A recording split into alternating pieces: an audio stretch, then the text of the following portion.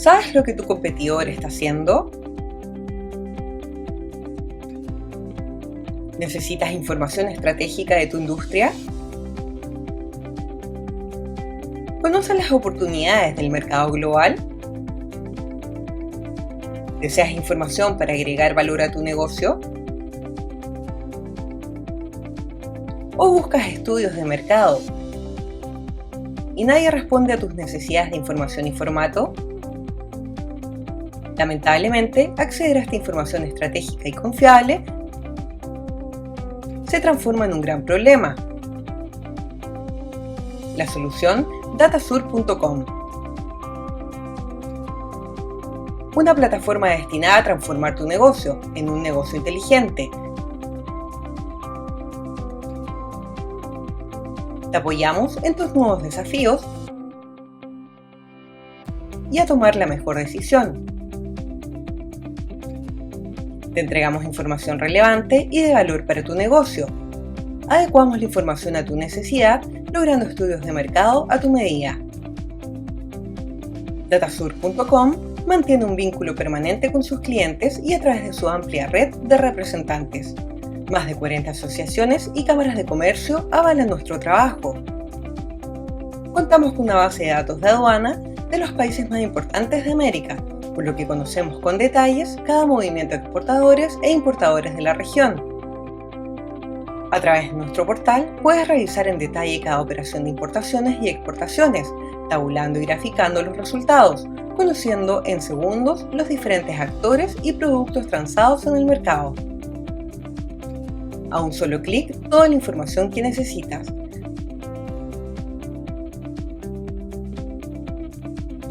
Datasur.com, la inteligencia de tu negocio. Invitación y por la presentación.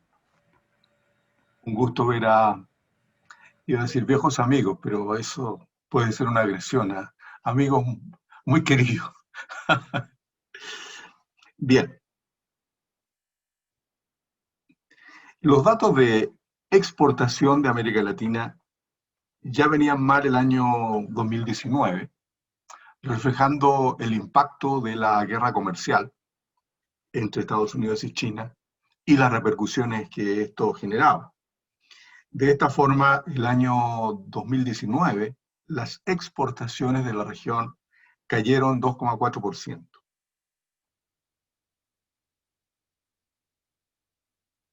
Y dándose una lógica que lamentablemente se repite, las exportaciones que más caían eran las que estaban dirigidas a la propia región.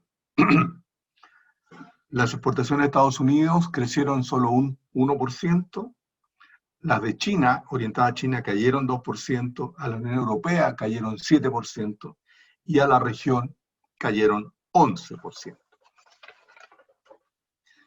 Viene el nefasto bicho COVID, que empieza a golpearnos en marzo, y eso reflejaba una caída de las exportaciones totales de la región cerca del 4%, pero el shock fundamental es en el segundo trimestre, donde las exportaciones de la región caen 27%.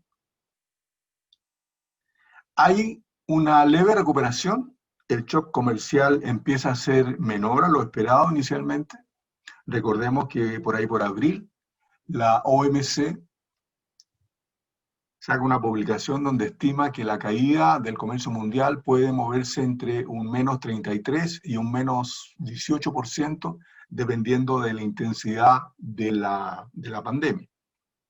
Y claro, la rápida recuperación china y la forma en que China arrastra a otras economías asiáticas hace que las exportaciones de la región, orientadas a esa región, empiecen a recuperarse. Pero persistía una caída fuerte en las exportaciones de servicios, que eran las que más caen. Las exportaciones de servicios en América Latina caen 30% en el primer semestre, derivado de la obvia restricción en transporte, turismo, restaurantes y en todos aquellos servicios que requieren algún contacto físico. Se venía entonces recuperando la dinámica comercial, pero ya en el último trimestre de este año, los rebrotes, particularmente en Europa, y la lógica ascendente de la pandemia en Estados Unidos, con récords que se van sucediendo día a día, tanto en contagios como en número de fallecimientos, acelera medidas de confinamiento y hoy día tenemos un endurecimiento en las medidas de confinamiento en buena parte de Europa, particularmente en Alemania. En Alemania se entra a un confinamiento desde mañana miércoles hasta el 10 de enero. Algo parecido acontece en Austria. El Reino Unido también va a fortalecer esa medida de confinamiento. Y lo más probable entonces es que, en mi opinión, el último trimestre muestre una contracción económica, tanto en la Unión Europea como en Estados Unidos. De hecho, JP Morgan ya proyecta una caída en el PIB de Estados Unidos para el primer trimestre de 1%. Por tanto, la única buena noticia hasta ahora viene siendo la recuperación en la economía china, bastante más dinámica de lo que se hubiese esperado, y eso, como sabemos, es una buena noticia para quienes al sur del río Bravo exportan commodities, pero no es una buena noticia necesariamente ni para México ni para Centroamérica, que exportan menos commodities que nosotros los sureños. ¿Qué se espera para la dinámica exportadora y de importaciones de este año? Los datos que he consultado actualizados esperan una caída en las exportaciones de la región totales de 14% y una caída en las importaciones de 22%. Ahora, esto también es diferenciado, porque las exportaciones a Estados Unidos y a Europa caerían casi similar al promedio, 15%. Las exportaciones a China aumentarían en el margen, 2%. Y las exportaciones intrarregionales caerían 27%. O sea, el título de este encuentro no puede ser más oportuno. Una crisis sanitaria que deriva en una crisis económica de la magnitud que conocemos, pone de relieve la debilidad del comercio interregional y, por lo tanto, de los vínculos entre empresas en la propia región. El comercio intrarregional, como porcentaje del total, es apenas 16%, y eso se compara contra un 40% en Asia y contra un 60% en la Unión Europea. Y ese promedio de 16% es inflado, digámoslo así, porque en Centroamérica hay un elevado comercio interregional. Pero en el sur, en América del Sur, este dato es inferior al 12-11%. Entonces, los contactos entre nuestras empresas de Expo e Impo son bastante marginales en el sur de nuestro continente. Y si uno va más adentro con el bisturí y examina ese comercio interregional y dice, bueno, dentro de este limitado comercio interregional, ¿qué porcentaje es comercio intraindustrial? Es decir, de partes, componentes y piezas, lo que permite la gestación de cadenas de valor. Ahí encuentra que eso es aún más marginal. Por tanto, raya para la suma, alrededor de 1% del comercio de la región es intraindustrial, interregional. Ese es el comercio que tiene sentido respecto de la formación de cadenas de valor, formación de clúster o importantes asociaciones empresariales. Por lo tanto, la agenda que se abre a partir de ahora es bastante contundente en términos de los desafíos.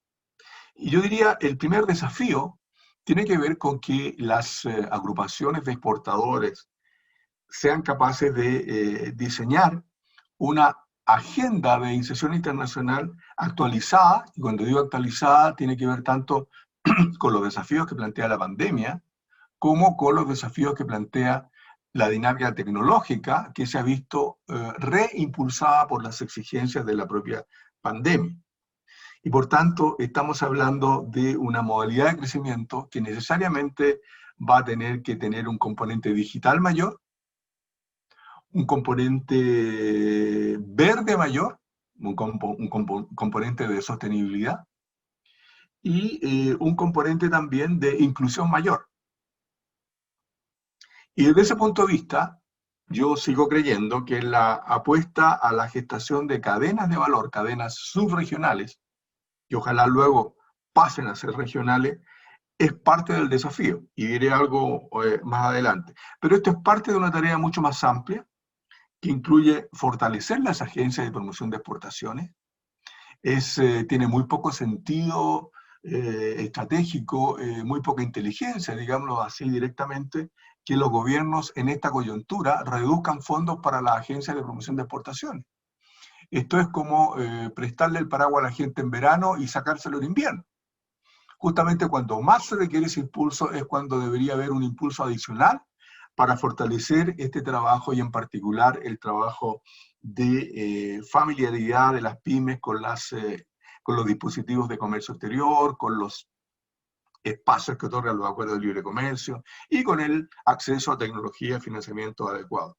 Lo mismo en materia de agencias de atracción de inversión extranjera directa. Y desde ese punto de vista, de nuevo, aprovechando la oportunidad de que aquí hay representantes de cámaras de varios países, sería importante que la pandemia nos dejara el legado, al menos uno positivo, de agencias privadas o públicas que trabajan en conjunto para atraer inversión, para generar proyectos conjuntos o para generar iniciativas de promoción de exportación conjunta. Por cierto, esto se suma a lo relativamente obvio y conocido, que es la tarea de facilitación comercial, modernización aduanera, digitalización del comercio cada vez más necesaria, y el impulso a la diversificación de servicios. Ayer justamente participé en un webinar al estilo de este, un seminario online al estilo de este, con Sergio Abreu, en el Foro Permanente de Política Exterior al que pertenezco aquí en Chile. Y una de las discusiones que veíamos con Sergio es cómo la LADI puede transformarse en un espacio para la difusión de buenas experiencias y también para la concreción de alianzas. Detectábamos en esa reunión con bastante pesar que tenemos una gran ausencia de liderazgos políticos que sean capaces de promover estos procesos de integración regional, de coordinación. Y desde ese punto de vista, creo yo que el espacio que se abre para la coordinación entre privados, que permita detectar iniciativas, que permita detectar proyectos conjuntos, y sobre la base de esa alianza entre agencias privadas de varios países, ahí sea posible presionar a los gobiernos para obtener algún apoyo adicional. Creo que ese es un camino mucho más fecundo que pensar que la iniciativa pueda surgir de los gobiernos, toda vez que además los gobiernos, reconozcámoslo, están sometidos a las tensiones propias de una economía que se contrae, de un drama social que crece y de todas las dificultades asociadas a la pandemia.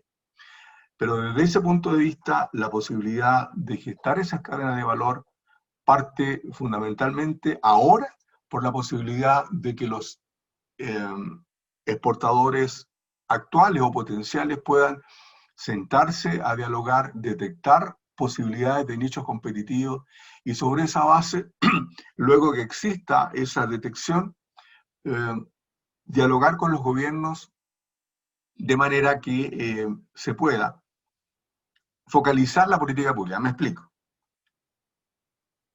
Cuando estoy hablando de estos clústeres, estoy hablando de política industrial de nuevo tipo, política industrial del siglo XXI e incluso post-pandemia. ¿Qué quiero decir con esto? Es una política industrial que no significa desarrollo meramente de la industria, sino establecer una transición en todos los sectores productivos, sean extractivos, sean manufactureros, sean de servicio, hacia actividades con mayor conocimiento, con mayor innovación. Y desde ese punto de vista, la tarea es cómo detectar espacios de convergencia. No estoy hablando de repetir la experiencia de los 60 en que los países decían voy a competir en el sector textil, todo el sector. No, se trata de detectar actividades, tareas bien específicas donde converjan 2, 3 países. Y a partir de ahí, ir a los gobiernos y decir, necesitamos para la complementariedad de estas actividades en 2, 3 países, necesitamos tanto en infraestructura. Y eso específicamente significa tal camino, tal puerto, tal aeropuerto, necesitamos redes 5G en tal o cual circunstancia, necesitamos certificación de calidad, necesitamos un programa de capacitación adecuado a esa actividad y que los tres países o los dos países que se suman lo puedan impulsar en conjunto. Y sobre esa base, ir gestando pequeños logros que permitan que esta idea de asociatividad empresarial plurinacional sea capaz de establecer espacios de optimismo para que los gobiernos luego puedan irse sumando. Ya accedí los 10 minutos y estoy disponible para consultas, si les parece. Gracias.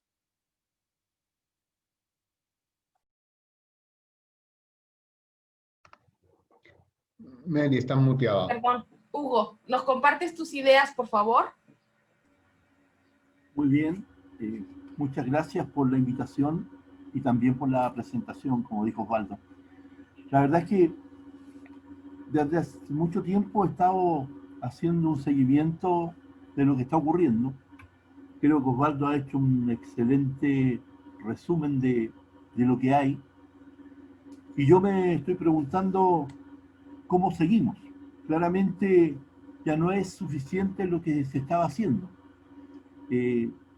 Durante los 90 hacia adelante, por lo menos en el caso de Chile, suscribimos los acuerdos comerciales. Los acuerdos comerciales, no cabe ninguna duda, que han sido muy, muy importantes en el crecimiento del comercio exterior de Chile y de todos los países. Pero claramente hoy día mi gran crítica es que tenemos un gran mercado que es el mundo, pero no tenemos productos. Porque si le sacamos los commodities, sacamos el cobre, sacamos la celulosa, sacamos algunos rubros, quedamos en una triste realidad que más o menos 500 productos representan el 96% de nuestras exportaciones, y si lo hablamos de empresas, más o menos lo mismo, o sea, poco exportan mucho, mucho exportan poco, digamos. Y por lo tanto acá viene un tema importantísimo que tiene que ver con, primero, la crisis que vivimos en octubre, que ahí yo creo que parte nuestro problema, y después se acentúan con la pandemia, que parte en marzo, y uno hace un recorrido de lo que ha sido, por lo menos yo lo enfoco en Chile, y yo creo que lo que yo enfoco en Chile lo podemos enfocar en los otros países que también quizás están participando de este webinar. Y la verdad es que sí, durante un periodo se cerraron los mercados, hubieron problemas logísticos, hubo quiebres de insumos, falta de recursos humanos, pero eso hoy día se recupera. La pregunta que queda en el fondo por resolver es cómo, frente a esta nueva realidad, justamente miramos a la región de una forma distinta. Yo, cuando participé en las negociaciones de la Alianza del Pacífico, la conclusión es justamente la que dio a conocer Osvaldo. O sea, nuestro comercio de la intraalianza es muy pequeño, un 2,5%, porque todo el resto del comercio va hacia terceros mercados. Lo cual, obviamente, a mí de alguna forma me preocupó, porque cuando uno mira los datos, uno se da cuenta que las manufacturas se exportan a los países de la alianza mayoritariamente. El mundo pyme exporta también mayoritariamente a los países de la alianza. En Asia, lo que ha ocurrido con las carnes, con la fruta, con la agroindustria, ha sido tremendamente importante para nuestro país. Nuestro país, que claramente tiene yo creo que no puede no ser plataforma de negocio. No puede no serlo. Tenemos 29 acuerdos con 65 países, y eso debiera significar algo que yo creo que no hemos sabido construir adecuadamente. Insisto, tenemos los mercados, no tenemos todavía los productos. Yo he estado trabajando ya hace un año y medio con las provincias de Argentina, que me han pedido ayuda para ver cómo efectivamente hacemos una alianza estratégica para que productos y empresas argentinas desarrollen productos en Chile finales, pensando en Asia, por ejemplo, pensando en Estados Unidos, porque no tiene un acuerdo amplio Argentina con Estados Unidos. Y hemos descubierto un mundo de oportunidades, pero que no tenemos un interlocutor para validar esas posibilidades para que realmente se desarrollen. Todavía como que ProChile no asume que una empresa argentina que se instale en Chile y empieza a exportar desde Chile productos, va a ser una empresa chilena. Claro, con capitales argentinos solamente, o capitales argentinos y chilenos, pero que va a salir a terceros mercados exportando productos chilenos. Productos de mayor valor agregado, me he dado cuenta en todos son maquinarias y equipos. Por lo tanto, a Chile le viene pero muy bien ese tipo de inversiones. Pero aquí yo no veo a Inves Chile trabajando en esta materia, o no veo a ProChile, y de hecho es más, Osvaldo lo mencionó, ProChile complicado porque el presupuesto se le acortó terriblemente, y seguramente igual que a Corfo, igual que INDAP, igual que a Cercotex. Entonces cuando uno dice, oye, aquí está el momento de las pymes para repensarla y ver cómo salen, yo he estado haciendo trabajos con la Universidad Central en la sexta región, y hemos descubierto montones de empresas que tienen productos gourmet, pero cuesta un mundo sacarlas porque ProChile no está ahí. ¿Por qué no está ahí? Porque esa empresa todavía no está exportando, y ProChile trabaja todo solamente con las que exportan. Entonces, a todos nos está pasando un poco lo mismo. Y yo quiero reflejar lo que digo en un dato positivo para no ser tan negativo en todo, que es lo que hemos hecho con Estados Unidos, nuestro segundo socio comercial, con Corea, que puede ser el cuarto, el quinto socio comercial, con China, que lejos es nuestro primer socio comercial. Yo he ido haciendo el seguimiento a estos acuerdos y voy a graficar, es poco tiempo para exponer, solamente uno, China. Cuando firmamos el acuerdo con China, y yo soy era el eterno participante en el cuarto adjunto, porque era del sector privado, pero participaba, iba a las negociaciones y coordinaba al sector privado para ver cuál era la posición que íbamos a tener y se la dábamos a conocer al gobierno. Y en eso trabajé muy estrechamente con Osvaldo Rosales, cuando se negociaron el acuerdo, me acuerdo, con Estados Unidos, con Corea, con la Unión Europea, que son tremendos acuerdos y grandes logros para nosotros. Y en ese contexto yo me di, de alguna forma, cuenta de que no teníamos o no tenemos hoy día conformado un equipo. Tuvimos un equipo país que miraba las exportaciones, que miraba la integración. De hecho, los mismos gremios industriales ya no son lo que eran, hoy día están dedicados a otras cosas que no son igualmente importantes, pero hoy día es muy importante las políticas públicas.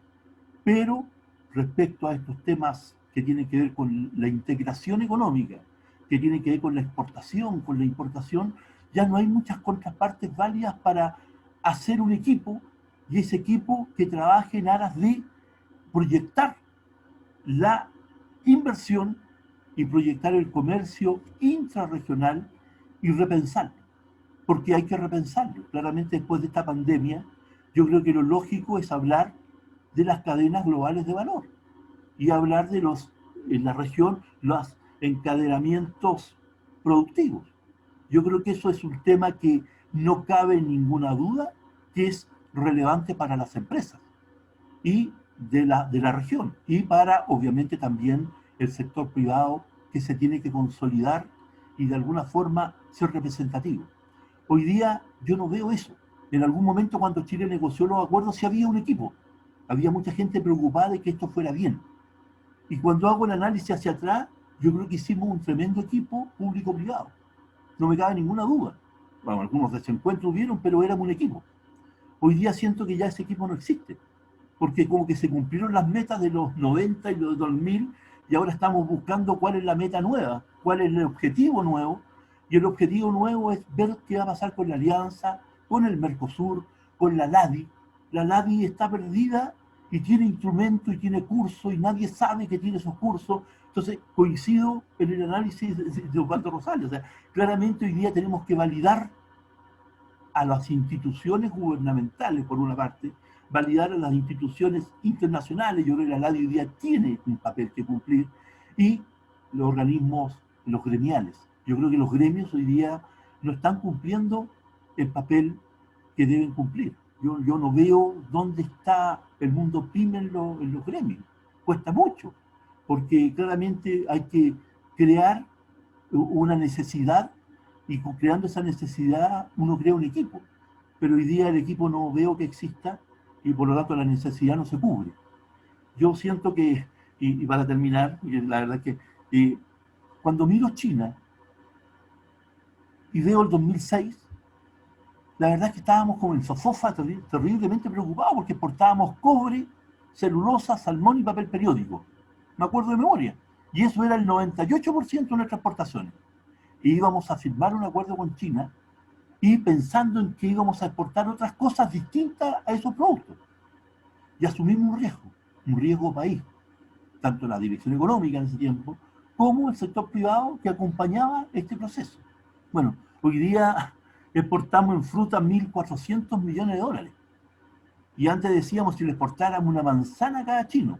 Hoy día exportamos manzanas, ciruelas, exportamos distintos. Y la ventaja arancelaria es importante, pero más importante son los protocolos sanitarios. Y más importante que los protocolos sanitarios es ser socio de la contraparte. Y Chile eso lo construyó y lo hizo muy bien. Cuando decimos hoy Chile exporta 240 millones en vinos a China, o exporta en carnes 300 y tantos millones a China, y otro poco a Corea, y otro poco a Japón. La verdad es que la tarea en ese momento de construir un equipo y trabajar en los mercados se hizo muy bien.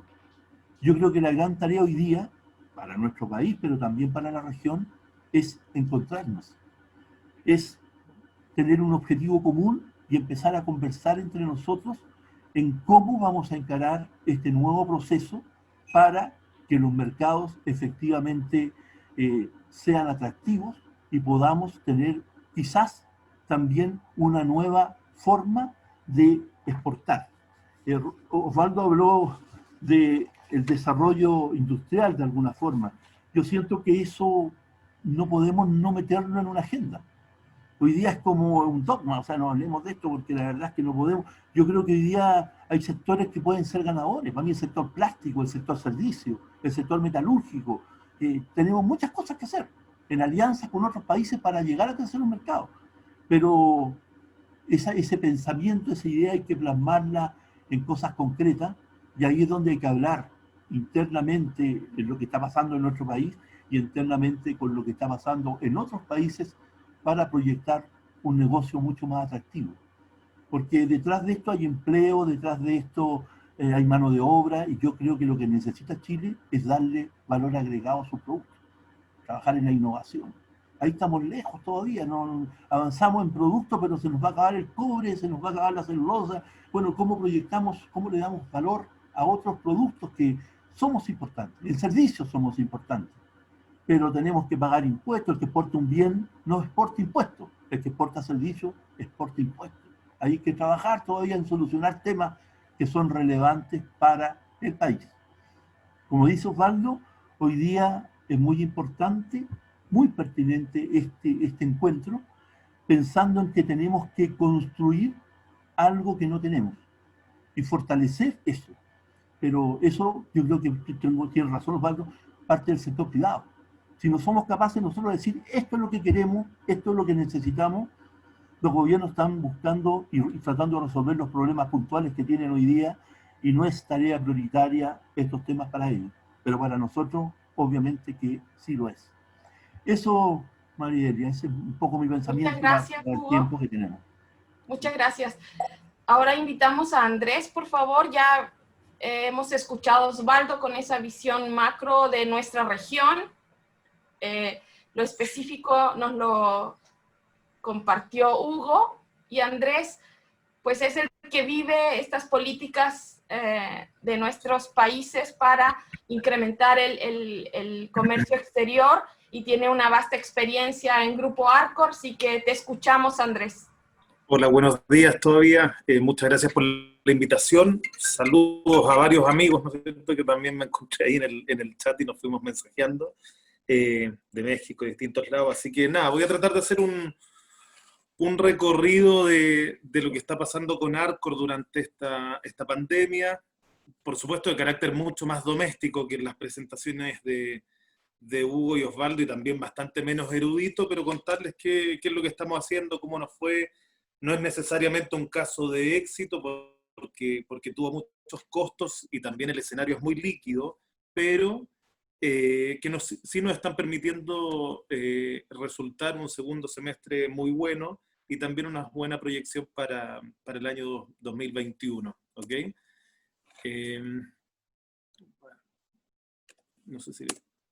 Todos se ve la presentación, ¿verdad? Ok.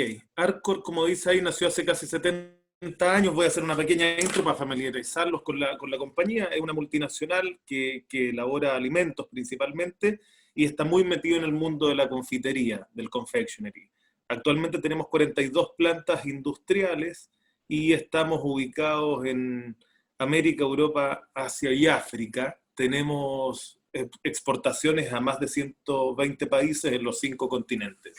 Algunos highlights de la compañía: somos el primer productor mundial de caramelos, ¿okay? Tenemos ventas de confitería sobre 3.400 millones de dólares, 39 plantas de confites, y estamos presentes en distintos lados, como les decía.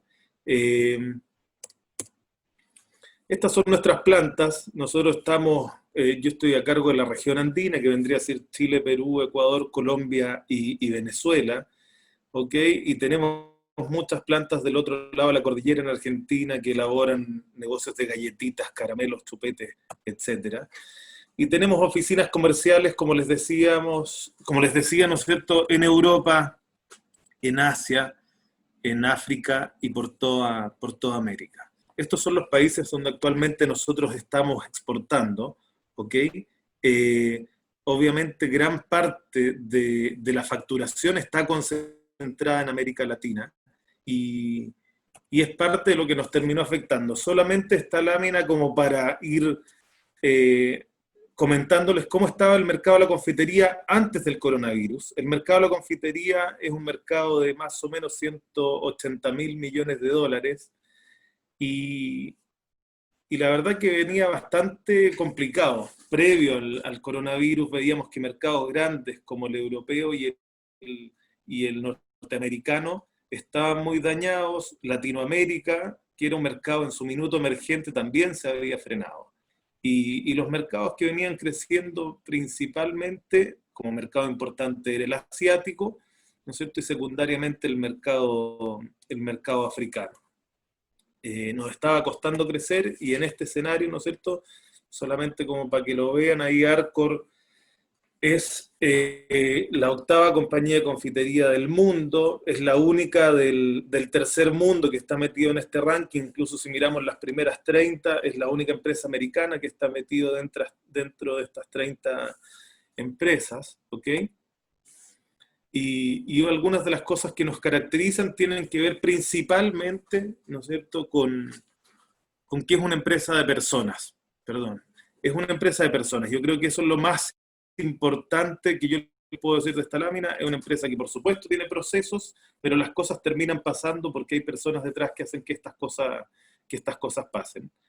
Y en ese sentido tiene mucho que ver con lo que nos pasó durante este año 2021.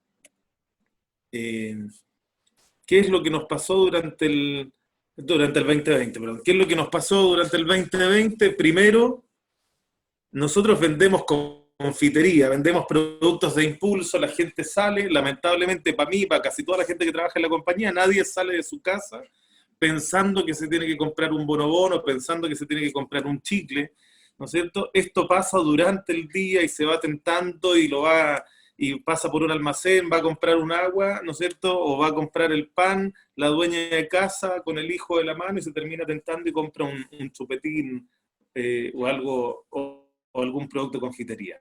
Entonces el mundo virtual obviamente nos afecta. Cuando nosotros vemos que las oficinas, por ejemplo, hay muchas oficinas que están trabajando de manera virtual, o las clases virtuales, en Chile particularmente y en varios otros mercados no podemos vender confites dentro de los colegios, pero que los niños circulen, que anden en la calle, evidentemente, ¿no es cierto?, es un factor muy importante para nosotros.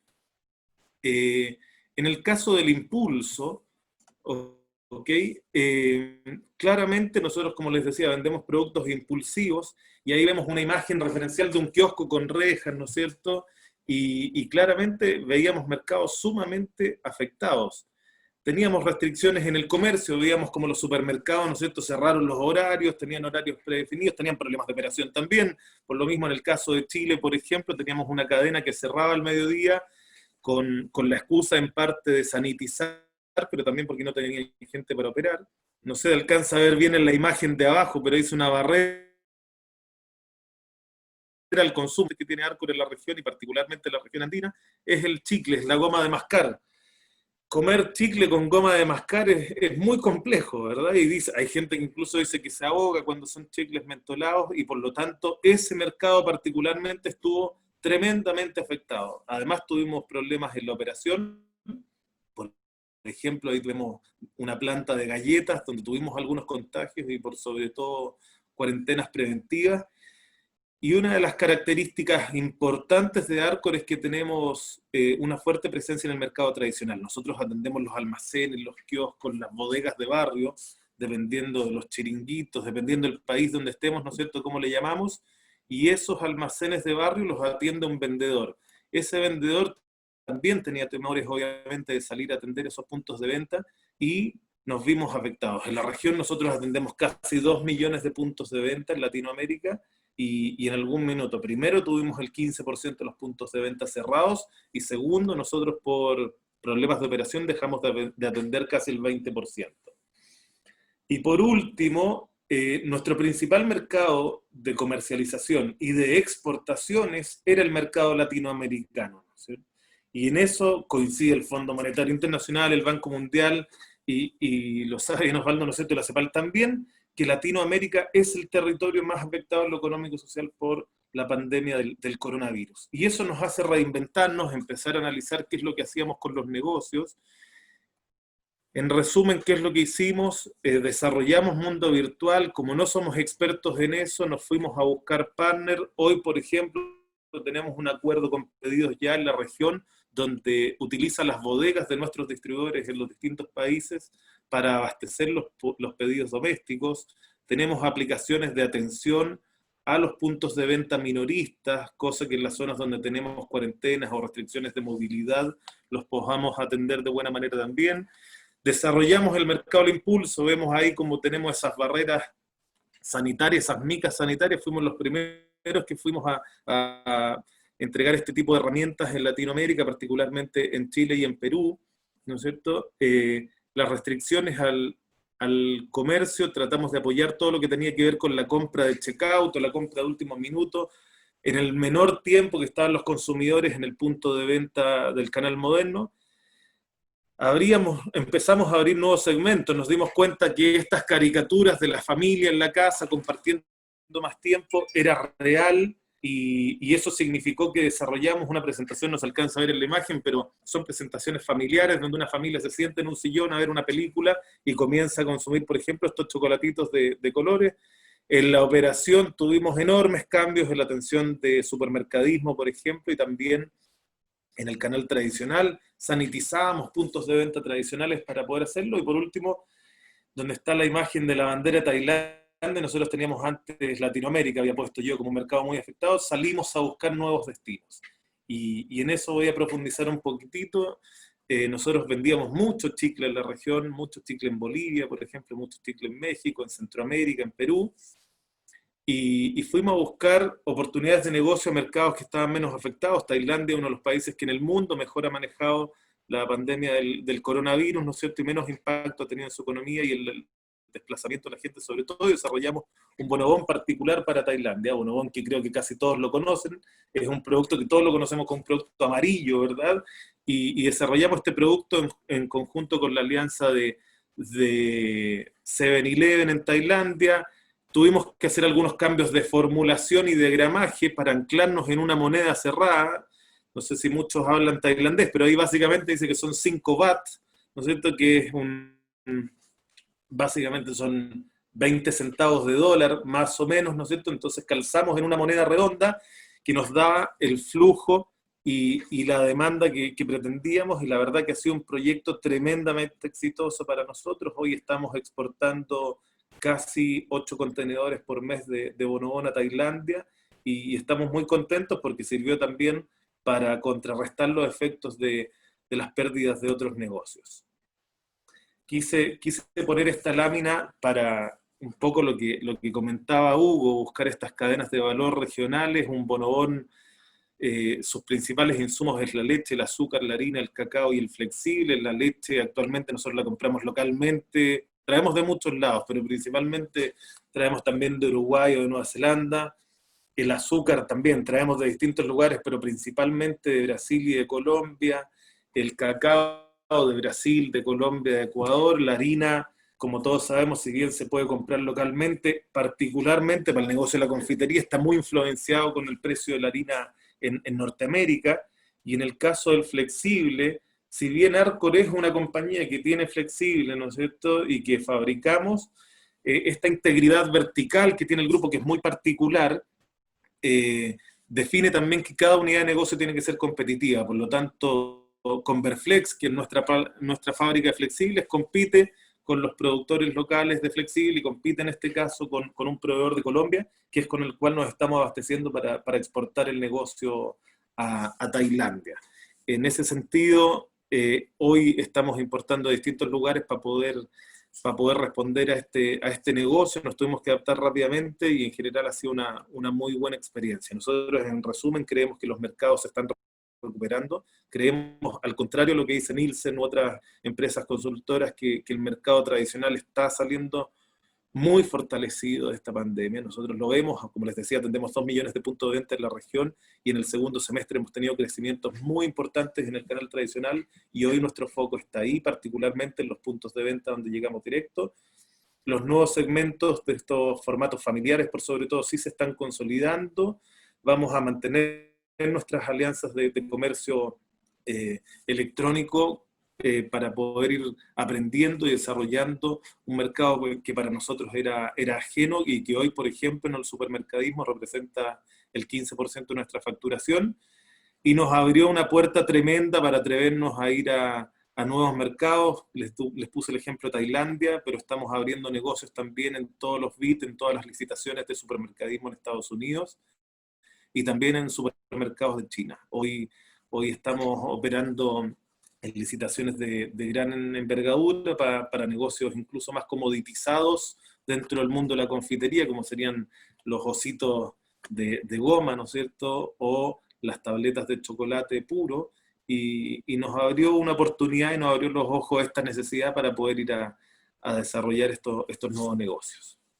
Rápidamente, eso es lo que tenía para contarles. Quedo atento a cualquier duda, espero que haya sido más o menos de su interés. Muchas gracias, Andrés. Muy interesante lo que nos compartes. ¿Cuánto fue el impacto que tuvieron ustedes en sus ventas cuando inició la pandemia? Depende mucho del canal, pero en el canal moderno, que era supermercadismo, nos fuimos afectados cerca de un 30%. En el canal tradicional, durante los primeros 2 meses, hablemos de marzo y abril, cerca de un 15%, y en el canal mayorista, que también forma parte del canal tradicional, pero que la gente no se acercaba al canal mayorista, porque primero tenía que sacar un permiso para acceder, ¿no es cierto? Y segundo, porque estaba bastante demonizado en términos de la informalidad y la cantidad de contagios que habían vía canal mayorista, cerca de un 40%. Eso diría que marzo y abril fueron los meses más críticos para nosotros. Ya, perfecto. ¿Y todos los países de la región latinoamericana se han comportado similar?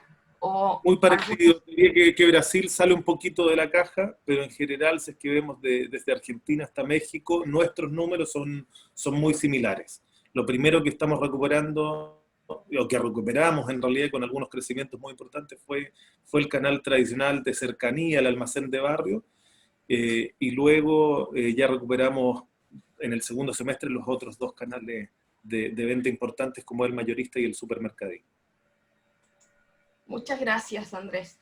Pues nos parece súper importante lo que nos mencionó Osvaldo, de lo que debemos hacer, ¿no? ¿Cuáles son los desafíos que él presenta para nuestra región? en cuanto a que deberíamos de establecer alguna agencia, algún modo de trabajo con las agencias de promoción y los gremios que agrupan a la empresa privada, porque finalmente tenemos que romper con la inercia de la exportación de commodities, ¿no?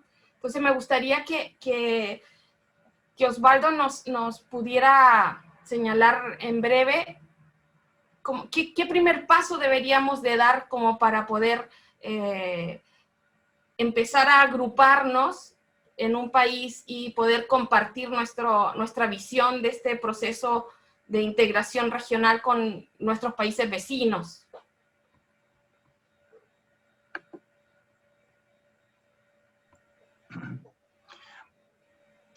Yo diría que hay dos ámbitos, uno comillas fácil y uno más complejo. El comillas fácil es establecer estos contactos a nivel de cámaras empresariales, cámaras exportadoras, importadoras, para cotejar información y detectar posibilidades. A veces es tan obvio como comparar experiencias, detectar mercados. Por ejemplo, Andrés nos mencionaba que Tailandia, gracias a un buen manejo de la gestión, fue un mercado que se recuperó más rápido. Bueno, esa información no está disponible para todos, y si esa información se hubiese compartido en base a una institucionalidad ya existente, a lo mejor habrían varios ARCOR en la región que trabajaran en esa dirección. Lo mismo en materia del vínculo con ALARI, etc. Pero creo que hay otra dimensión que es más compleja, y me atrevo a planteársela porque estoy muy convencido de ella, que tiene que ver con lo que yo llamaría la economía política de la innovación. Y toda esta reflexión me surge a partir de una consulta que plantea Marcos Illesca, que habla de una suerte de conflicto entre la representatividad de los organismos empresariales, o más bien digámoslo así, las diferencias, para no hablar de disputa, entre la base empresarial, la base productiva, y las cúpulas empresariales o la representación hasta política de esos grupos empresariales. ¿Por qué digo esto? Digo, porque en países como los nuestros, estoy pensando básicamente en América del Sur, con una gran dotación de recursos naturales, hay una tendencia casi natural hacia al extractivismo y al rentismo asociado a bajos impuestos, a prácticas muy difundidas de evasión, elusión e incluso exenciones en base al poder político que esos grupos tienen, y por ende también a la concentración económica. Entonces, ese pack de riqueza natural, bajos impuestos, evasión, elusión, exención y concentración económica es el peor escenario para la innovación. ¿Por qué no es necesaria? Porque apoyándose en esa riqueza natural y en una política pública que demanda pocos impuestos, bueno, la rentabilidad está asegurada. Y por lo tanto, lo que hay que hacer para estimular la innovación no es solo tener fondos para emprendedores, con todas las comillas del caso, sino que hay que promover más competencia en los mercados. Hay que establecer alianzas entre las empresas, el gobierno, la universidad y los centros tecnológicos.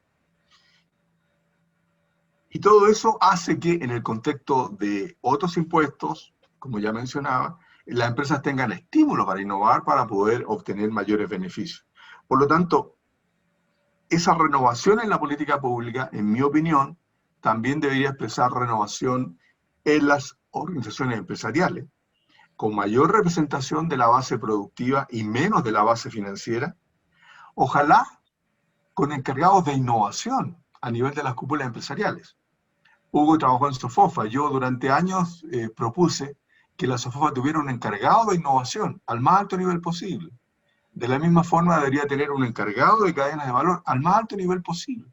Que sea una práctica cotidiana de esas cámaras empresariales, pensar qué están haciendo mis asociados para innovar, qué están haciendo mis asociados para establecer vínculos con empresas de otras regiones del país o de los países vecinos.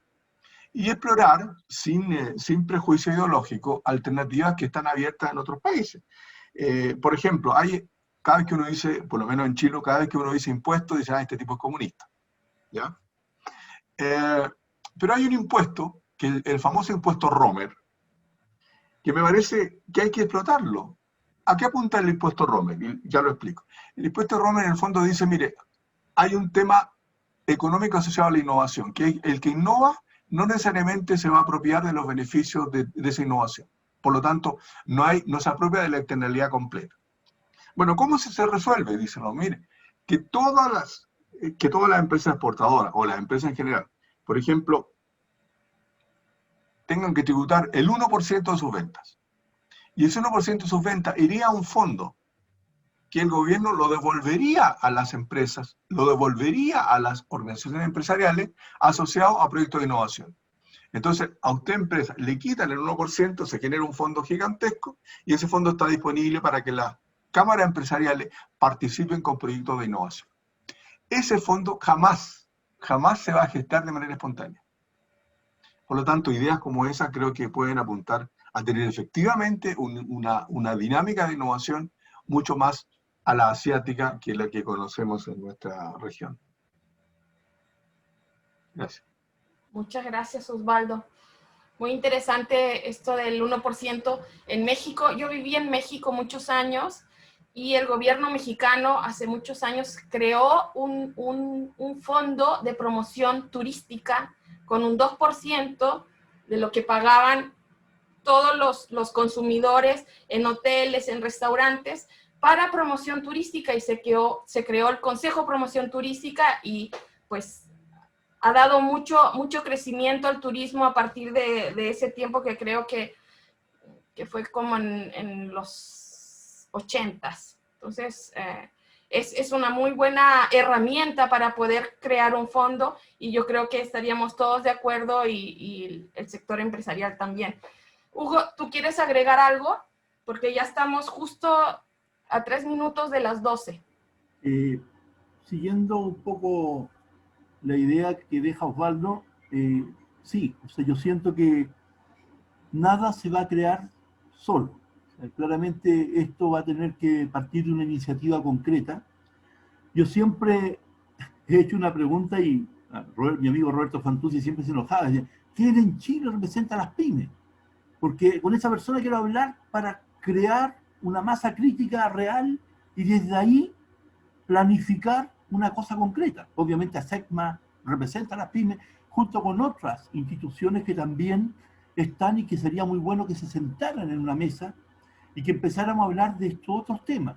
En Sofofa, tuve 22 años en la Sofofa. Sofofa está en la empresa grande y hay gremios, pero esos gremios no están claramente representados. Cuando hay un consejo, un comité empresarial que va a Argentina, ahí está Cencosud, está Falabella, están otro tipo de empresas que no son las que tienen problemas habituales del flujo de exportación, sino que tienen temas de tributarios, de inversión, tienen otra temática. Entonces, claramente, yo siento que esa instancia de empresas de menor tamaño o intermedio, digamos, hay que crear una instancia válida que no compita con la Sofofa, porque la Sofofa tiene su mundo y su mundo funciona bien, sino que es un mundo distinto acá, con otra realidad y con otros requerimientos. O sea, no nos vamos a topar ni nos vamos a pelear. Claramente es otra realidad, pero es una realidad efectiva, y es donde está la masa crítica. Las pymes exportan poco, pero hay muchas pymes. Y claramente si logramos fortalecer, logramos crear el tema de innovación, logramos trabajar en el encadenamiento y escuchar la experiencia de otros para aplicarla acá, va a ser una cosa virtual tremenda que va a dar fruto. Pero eso hay que crearlo. Como dice Osvaldo, eso no está dado, esa instancia tiene que gestarse de alguna forma, y creo que muchos de los amigos que están escuchando, que son viejos amigos, como dijo Osvaldo, claramente yo creo que tienen a lo mejor un papel que desempeñar dentro de esa realidad. Solamente agregar eso. Muchas gracias, Hugo. Finalmente, Andrés, te quería preguntar, pues todos los años que llevas trabajando para Grupo Arcor, ustedes como empresa han aprovechado estos fondos que han dispuesto los gobiernos. Me imagino que en Argentina también el gobierno argentino ha dispuesto algunos fondos para potenciar el proceso exportador o diversificar productos. Si alguna vez han ustedes ocupado esos fondos. Sí, no, los fondos que hemos utilizado en realidad tienen que ver con fondos de innovación para poder desarrollar tecnológicamente algunos productos específicos para algunas regiones principalmente, y por otro lado sí nos hemos apoyado mucho en ProChile particularmente para poder ir desarrollando mercados que, sobre todo en esta última etapa, que para nosotros eran desconocidos. En ese sentido sí nos sentimos muy acompañados y la verdad que nos ayudaron mucho. ¿Solamente de ProChile o de Corfo? No, de las cámaras también fuimos apoyándonos, pero siempre guiados un poco por ProChile, porque a veces nos perdíamos sobre qué puerta tocar, desconocíamos, ¿no es cierto?, por dónde teníamos que caminar, y ellos nos guiaron bastante en torno a qué es lo que podíamos ir haciendo. Para ti, Andrés, ¿sí existe la integración regional en estos procesos de comercio exterior?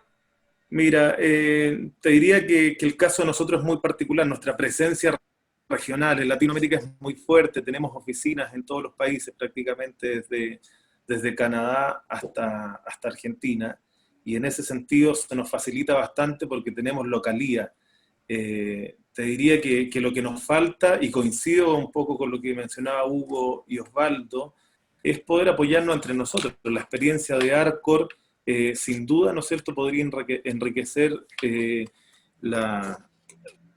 las futuras experiencias de otras empresas y acortar caminos, y en ese sentido también nosotros creemos firmemente en la competencia, creemos que las competencias nos hacen más fuertes y nos desafían, ¿no es cierto?, a ser más eficientes y a ser mejores, y nos gustaría mucho que hubiera otros players jugando los mismos partidos que nosotros. Esa es la realidad. Y en ese sentido, obviamente, siempre vamos a estar dispuestos a la colaboración, y a veces en eso nos perdemos, ¿no es cierto? Que no podemos salir a tocar todas las puertas, y necesitamos a alguien que nos vaya guiando en cómo podemos compartir nuestras experiencias. Genial, eso agarramos el guante, como decimos, porque es una de las cosas que nos interesa, compartir experiencias exitosas para poder ir mejorando, ¿no? Y nuestro siguiente ciclo de comercio exterior para el 2021, pues tiene mucho de eso, ¿no? De compartir y colaborar. Así que les agradecemos mucho a ti, Andrés, a Osvaldo y a Hugo, este maravilloso panel. Nos dejan con mucho entusiasmo y tuvimos una muy buena audiencia, así que pues quedamos muy arriba para poder iniciar el proceso para el próximo año para preparar nuestro ciclo de comercio exterior. Así que muy agradecidos, gracias por su asistencia y pues quedamos en contacto. Muchas gracias. Así estamos terminando así la 9ª jornada de estos martes de comercio exterior. A todos, muchas gracias. Les vamos a pedir si quieren prender las cámaras para sacar una última foto, lo podemos hacer. Muy agradecido de la exposición muy interesante de Osvaldo Rosales, Hugo Bayerlein y por supuesto también de Andrés Alcolado, quienes nos dejaron clara cuáles son las tareas y qué son los pasos que se vienen en la región respecto a esta nueva era que vamos a empezar a vivir post-COVID, es decir, post-vacuna, como dicen algunos. Así que llegando a la vacuna tendremos harto que hacer y harto que innovar. Así que les pedimos que prendan las cámaras y muchas gracias a todos, que tengan una excelente jornada.